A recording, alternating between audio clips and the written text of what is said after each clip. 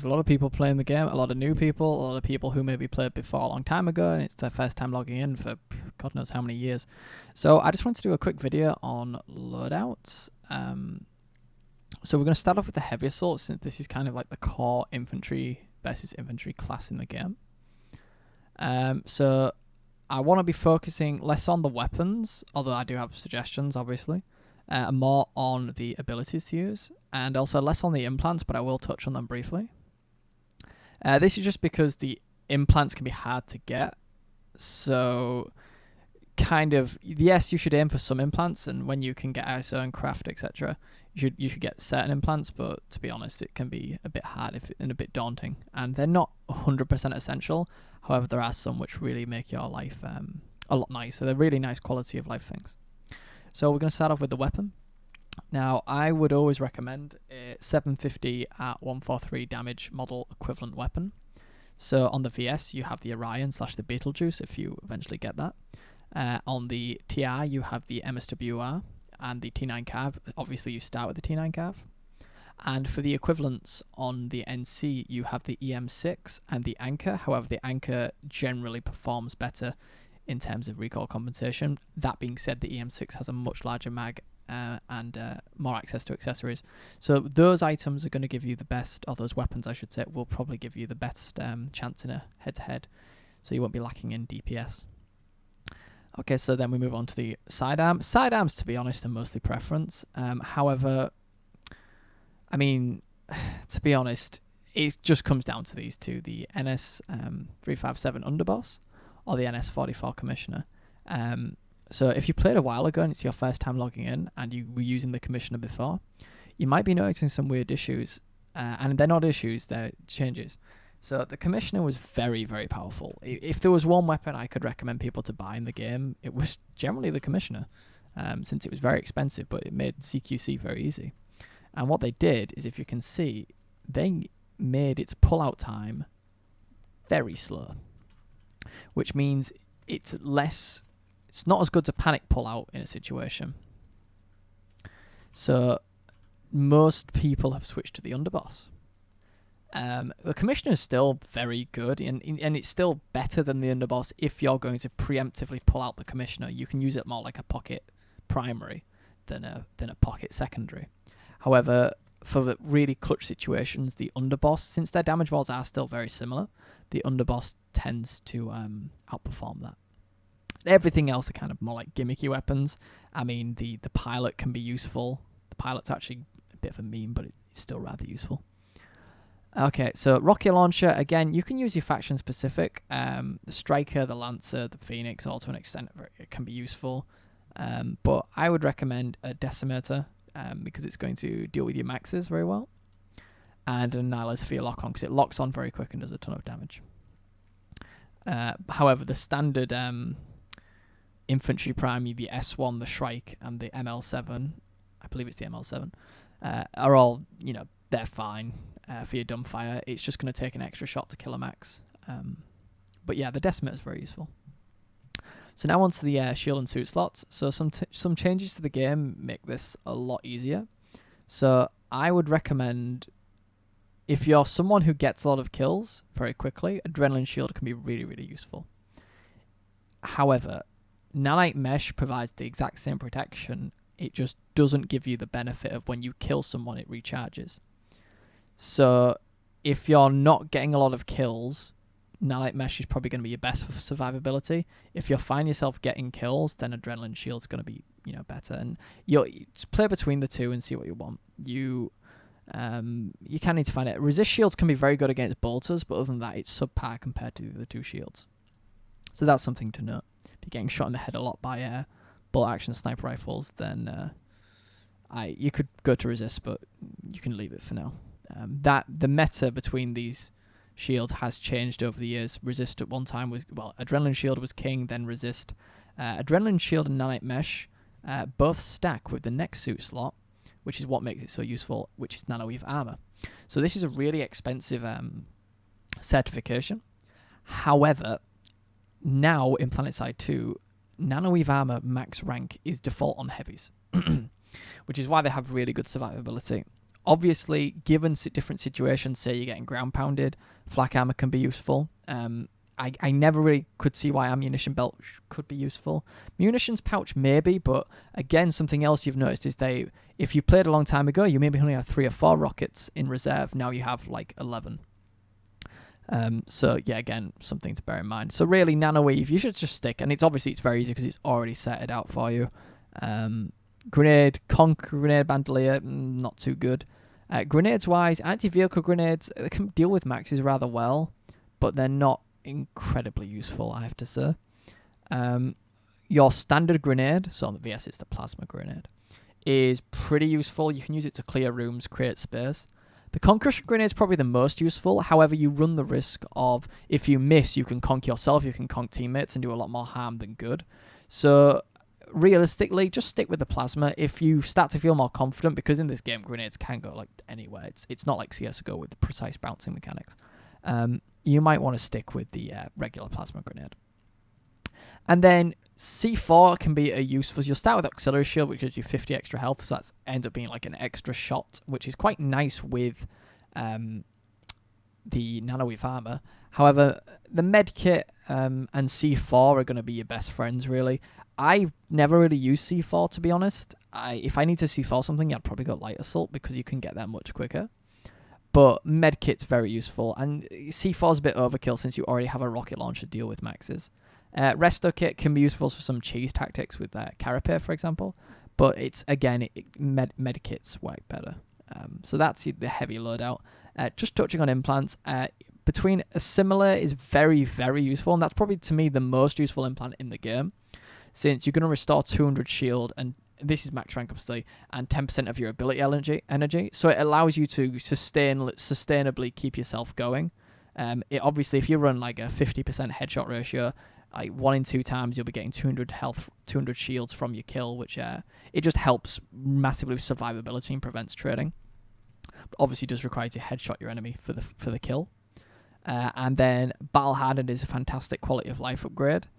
However, survivalist or athlete or any of those other ones, that can be changed out to what you like. Okay, so it's engineer. I haven't got this engineer set out, so maybe it's a good time to do it. I would recommend either the Solstice, the Serpent, not the Solstice, the Serpent, for its very high DPS, 1x reflex, flash suppressor, advanced laser sight, and soft point to allow for great hipfire accuracy. And then, I mean, really, you could use an obelisk. An engineer, you're playing engineer when you're not on the ground, especially. I mean, yes, you could be putting down ammo, but realistically speaking, when you're playing engineer, you're probably going to be using a repair tool more than anything else. So, I mean, that would be the focus of engineer: upgrade your repair tool. That's really, really important for you. Underboss, same as whatever you've gone heavy. Again, Serpent. So that's between the Serpent, the Lynx if you're on TR, slightly different damage model but affected with the same kind of gun, and the GD7F if you're on NC. I would still recommend something like, maybe if you're on NC, the ACX11, or even the default Mercenary is fantastic. If you're on VS, something like the Pulsar C, wherever that is, that's pretty good because it allows you a bit more damage over range. And on TR, that'd be the Cougar, the equivalent of that, the Cougar. The Track 5 AMC is kind of the same, but it lacks damage per shot, and at range, that's not really too acceptable. So you want to go with those. So for the VS Serpent, NCGD7F, and TR Lynx, it's just going to give you high DPS. So if you do run into a heavy, you got a better chance of keeping up with him. So yeah, prioritize your nano repair kit, your nano armor kit, because you're going to use that to repair maxes, repair vehicles, repair everything, and it's going to get you a lot of XP along the way. Hard light barriers can be useful to block walls with. Spitfire turrets can be useful to alert you to where enemies are coming from. Mana anti-vehicle are generally the more useful turrets, because anti-infantry turrets, if you sit on one of those, it's a great invitation for someone to snipe you. Mana anti-vehicle, you can, if you see a vehicle or a max, you can pop on in a doorway to use it to block like a barrier, but you can also quickly jump on it, shoot a shot off, jump off it, and obviously it's a tow-guided missile, so wherever you aim, that missile's going, so that can be really useful. You start with Flak Armor 5 on this, so it's similar to the Heavy Assault where you started with Nanoweave 5. You can start with Flak Armor 5. This is perfectly acceptable. There's a bunch of other things depending on how you're playing a squad. Ammunition belt is worthless on an engineer since you have an ammo pack, so you can ignore that. Advanced shield capacitor can be useful because engineer already has a passive decrease to shield recharge times. Adding advanced shield capacitor gives you an insanely quick shield recharge. I think it's like 4 seconds flat to be fully up, so that can be really nice. Nanoweave is obviously a great one to increase your survivability. Flak armor, to be honest, because if you're playing in a vehicle, flak's going to be great. Demolitions pouch as well if you want to carry more C4 mines or anything like that. Sorry, that's mine carrier. They're separate now. And grenade bandolier in case you want to run nano repair grenades. So sticky grenades are fantastic at dealing with infantry and maxes alike. Fantastic blast radius.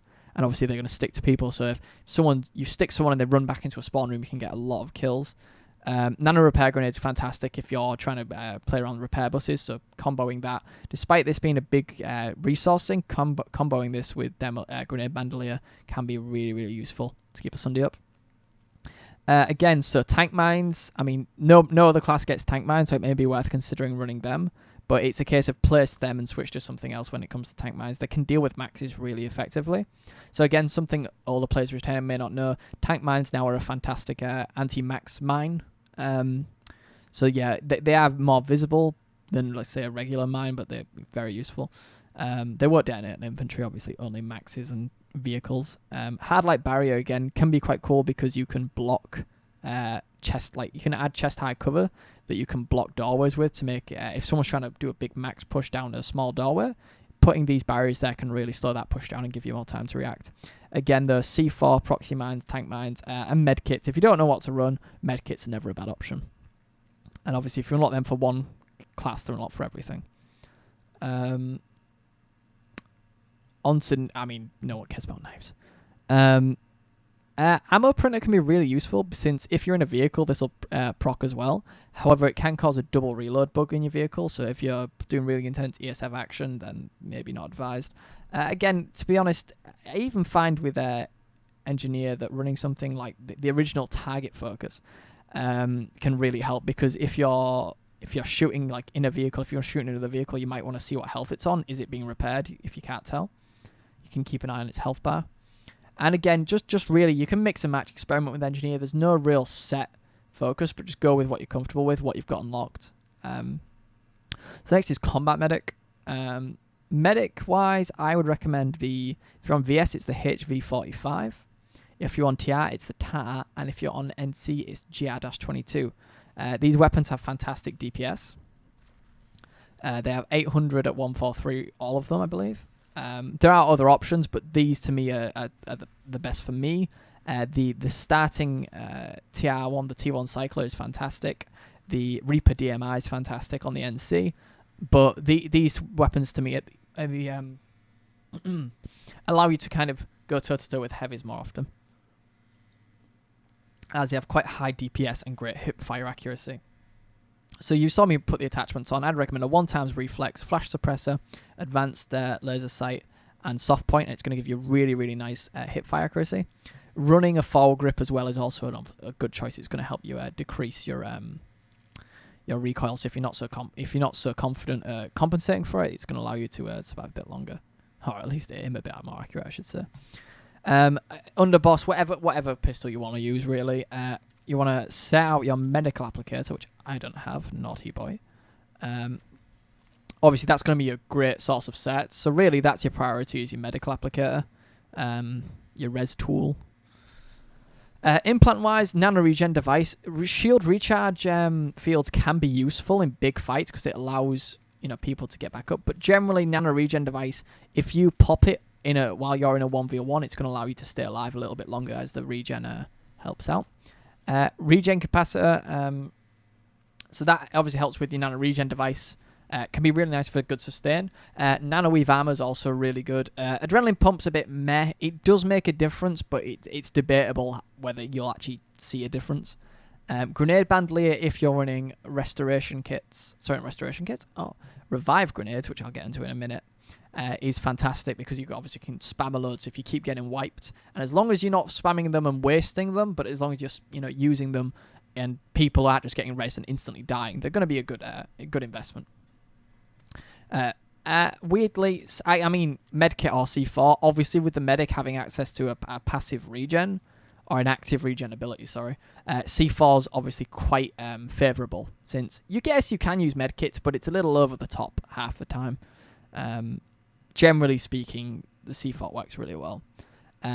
Most of the time as well, when it comes to grenades, you'll be wanting to run revive grenades. Healing grenades work in interesting strategies. You're running the Carapace implant, which, for those of you who don't know, replaces your shield with health. So instead of having a bar of shield and a bar of health, you have effectively the same amount of hit points, all in health.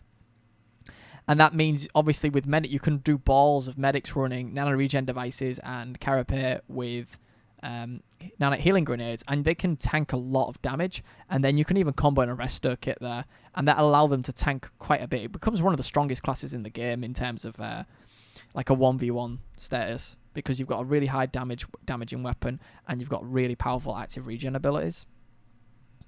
And obviously doing that in a big group of you is very, very effective. Some people carrying grenade resonade bandolier, some people carrying healing grenade bandolier, makes you a real annoying force to deal with.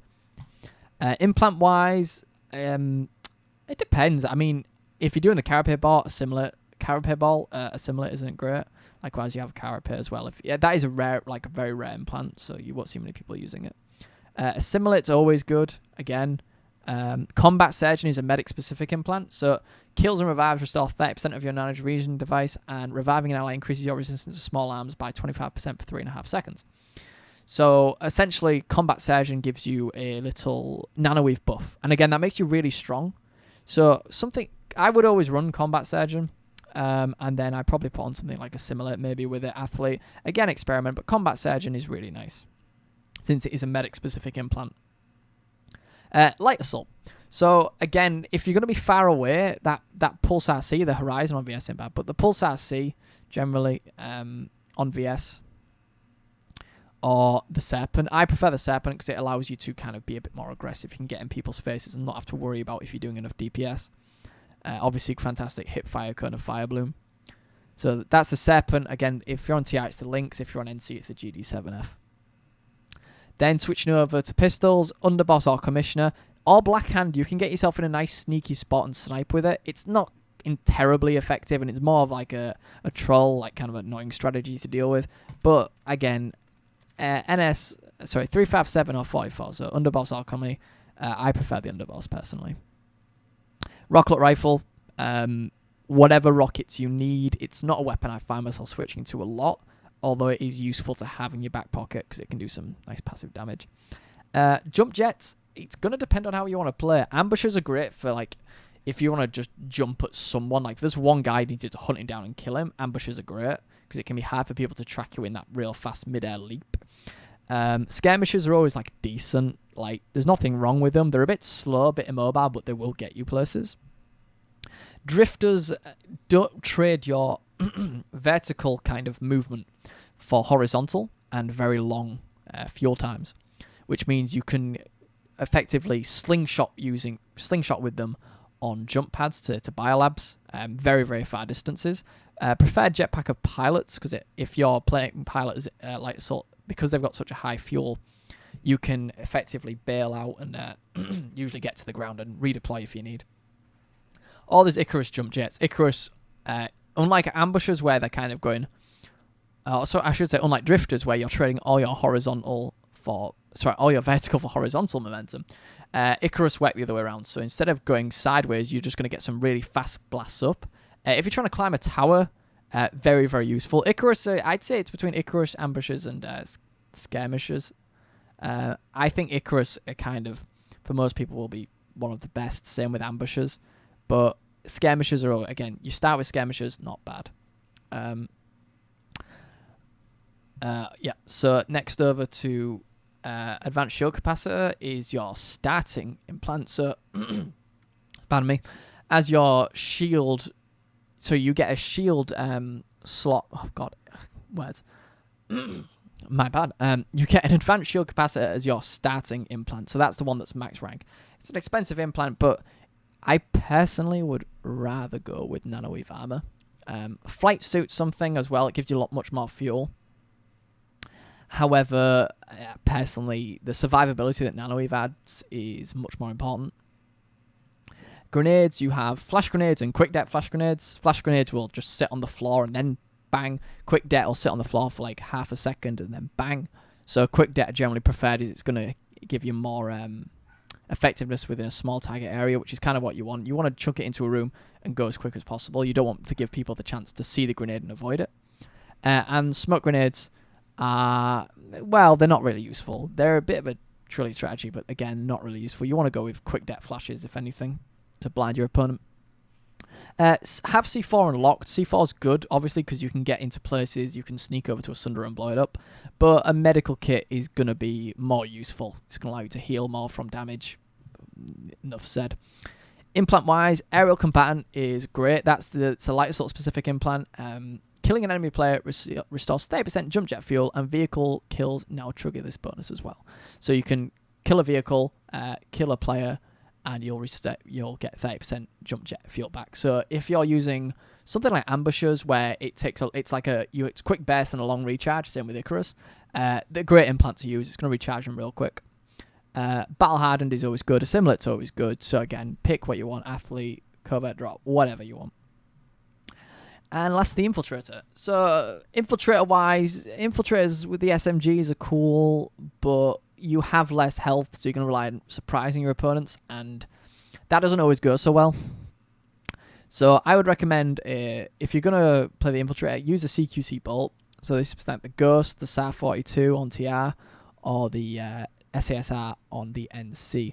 Run these with a 4x optic, because they're going to give you the best range, but they're not too horrible to use at close range. For your rail attachment, super cool coil, or straight pull bolt, as it's known in the other factions. Super cool coil is the VS equivalent.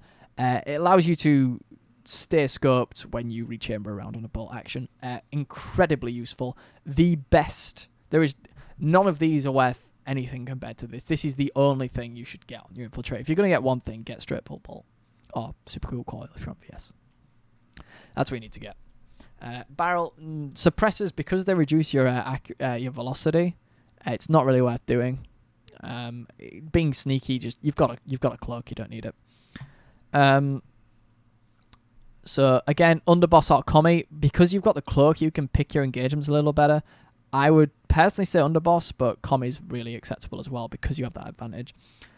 Motion spotter 5. Recon darts are awesome because you can just dart them into place. But motion spotters, as long as you have to kind of be aware that if you put a motion spotter down and don't move away from it very far, someone's going to come and kill that motion spotter, and they will probably see you and kill you. So you want to maybe put one down in an area where you know you can see people coming on the map, but if they come to it, they're not necessarily going to see you straight away. So play smart around that. Nano armor cloaking. Hunter cloaking is really good. Nano armor cloaking doesn't last as long. However, it allows you to tank a bolt action shot to the head. So it's like having a resist shield on the heavy while you're cloaked. With client side, this creates a really, really powerful meta. So nano armor cloak is what you should really be going for. If you're intent on sneaking around a base, then stalker cloaking, but you only have a sidearm, so maybe only that's when you take the commissioner. But yeah, go with nano armor cloaking. Chameleon module's okay for the suit slot. Nano weave armor when comboed with the nano armor cloak is really, really nice and strong, so that's why I run that. Grenade bandolier and an EMP grenade, though, is very useful. So EMP grenades, they work through walls. They're a bit weird, a bit janky. But effectively, you're going to throw one of these. If there's any mines, they're going to detonate. If there's people on mines or C4 and you throw this and it detonates, those people die. It's a grenade which everyone in the radius loses 50% of their health. You can't really argue with that, guaranteed. So definitely go with the EMP grenade. Decoy grenade is worthless. Plasma grenade is, well, when you have a grenade where you can throw it at someone and get knocked down their shields, guaranteed, screw with their vision, and detonate any of their stuff, which might kill them. What? Yes, you want this. This is good, especially with grenade bandolier. You can keep chucking them out, and it really messes with people's vision. Proxymans are alright, but I go with a med kit personally. Med kit, you're kind of safe.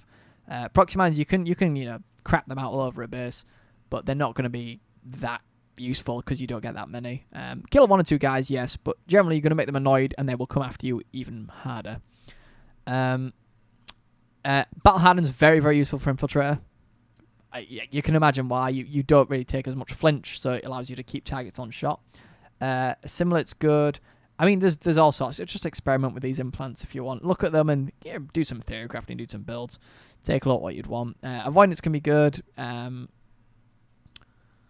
So because you can just get by people a bit better, a bit easier. Athlete's always good. You can get positions quicker. Amber Printer's good. If you're trying to be a camping POS, Amber Printer's obviously good because you can just print more armor. So that wraps up the classes. I'll just go over the max. I can't bring myself to do the max. Someone else can do the max. So that's just a little. I'd say quick. I tried to go through quick, but it's not that quick. A little certification guide on what I would recommend to new players, and looking at there's nothing worse than dying to someone because they just have a better weapon than you. And generally, the starting weapons in PlanetSide are the best, so that shouldn't really be a worry to you. Turns out if you buy other weapons, they're usually side grades than upgrades. So bear that in mind. Don't save up all your sets and spend them on a weapon only to realize that weapon isn't that good. But yeah, so thanks for watching, guys, and I'll see you next time.